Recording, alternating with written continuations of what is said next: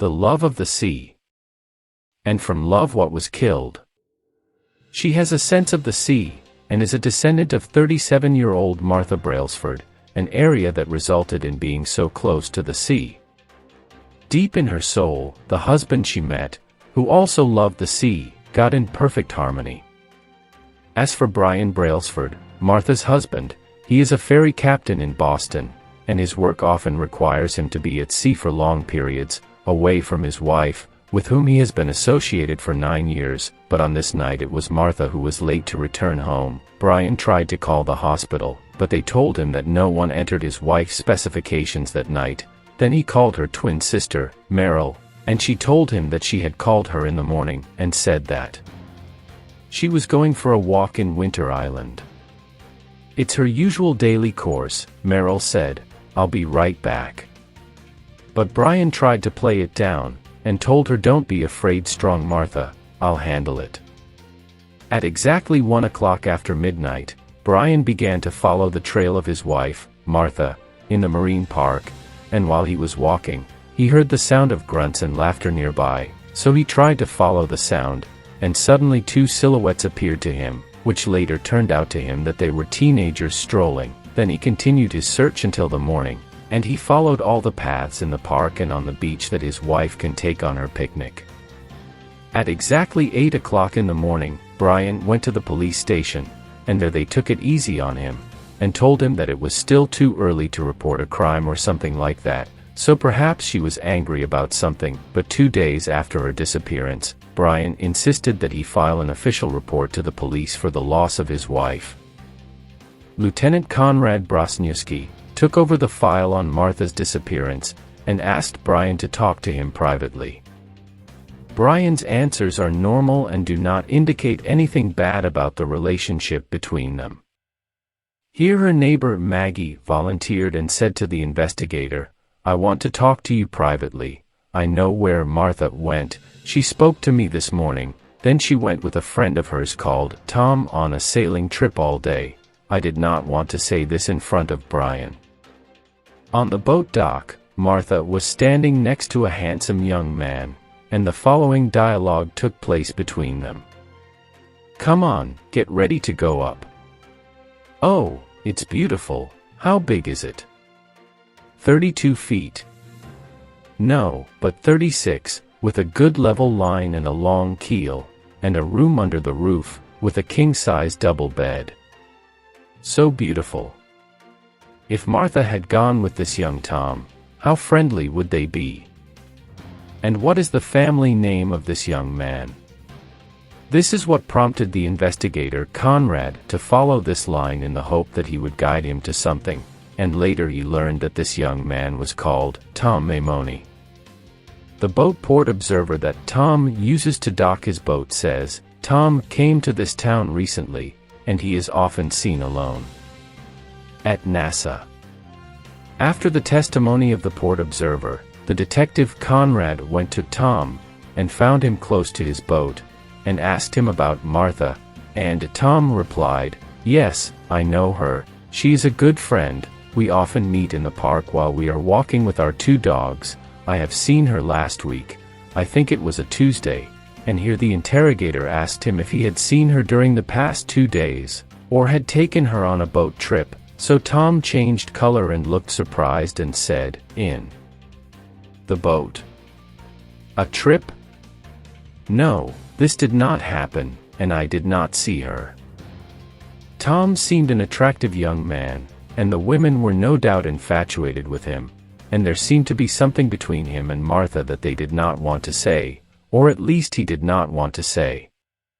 More than 5 days have passed since Martha went missing, and the people of Salem began to worry about her seriously, as she is a beloved woman in this area, and she is kind and friendly, and with the passage of time everyone became interested in looking for Martha, from the police, the Coast Guard, the boat owners, and all the people.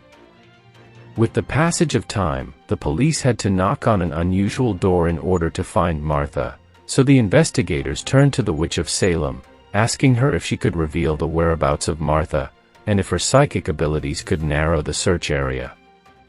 We can only find witches and witches in stories, but they are something that takes place in Salem, Massachusetts. The witch Laurie hinted, through her mutterings and strange rituals, that Martha is somewhere under the water, and that he did this to her, but who is the witch talking about?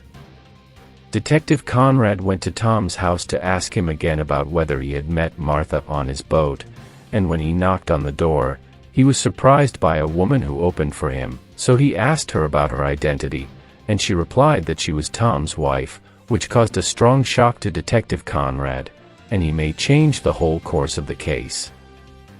Tom was then working in his garden, and when he saw the investigator, he was confused, so that his wife saw it in his face, and he asked her with kind words to go back inside the house, and he began walking with the investigator in the garden while he was talking to him, saying, "I think your wife is much better off than dead."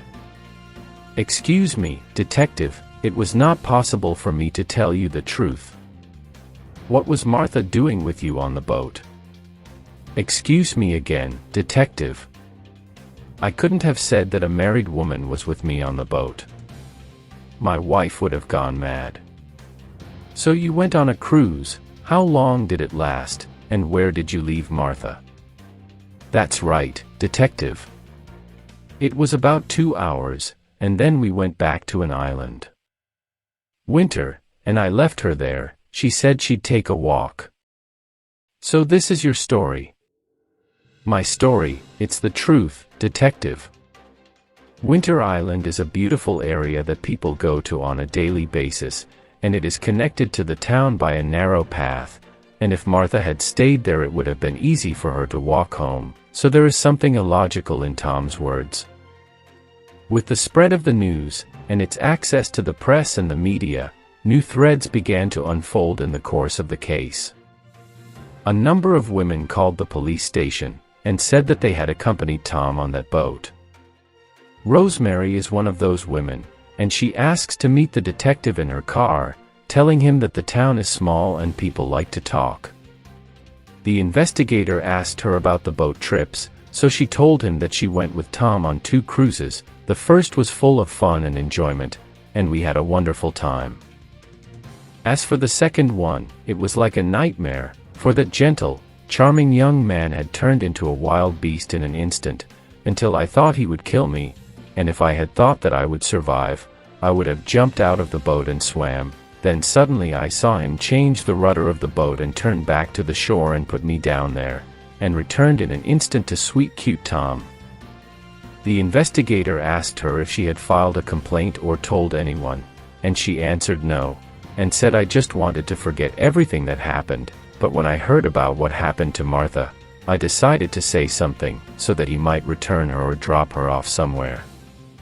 But where is she now? 1,001 questions go through the minds of the detectives, but as they say, no body, then no crime, and they cannot accuse Tom of anything even though they know that he is lying, and they have increased the possibility that Martha will never return. Things turned suddenly when the police were called to the port of Marblehead, 10 minutes from Salem, and they met there with a fisherman named Hooper, who told them that while he was lifting a net with his assistant, they found a human leg attached to the net, and later it turned out to be a complete human body. Thus, the search for Martha ended with a real tragedy, and upon examining what was left of the body, and with the help of Martha's dentist, it became clear that this body was hers, and that it carried strong evidence to convict Tom, as the body was tied to an anchor and with a great weight, indicating that the perpetrator wanted to keep the corpse in the depths.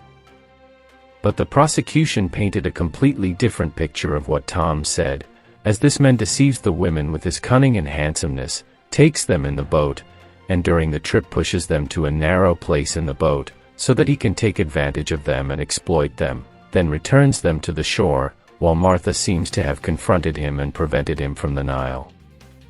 And when he thought over the matter and imagined the disgrace he would face on his return to Salem, he decided to get rid of Martha, tied her to an anchor and a ballast, and threw her into the sea. Detective Conrad says, "Tom was sentenced to life in prison, and during my 36-year career with the police, Tom still tops the list of psychopaths, and I've met many of them. He lied about everything, everything. It has now swelled to Tom when he committed the crime, so that he no longer felt what he was doing. Rather, all his concern was not to scratch his reputation in front of his wife and in front of society, as everyone in the city viewed him as a distinguished man, in his knowledge and work and successful in his married life. And he wants to remain in this image in front of people, until his sense of selfishness blinded him from thinking about the lives and lives of others.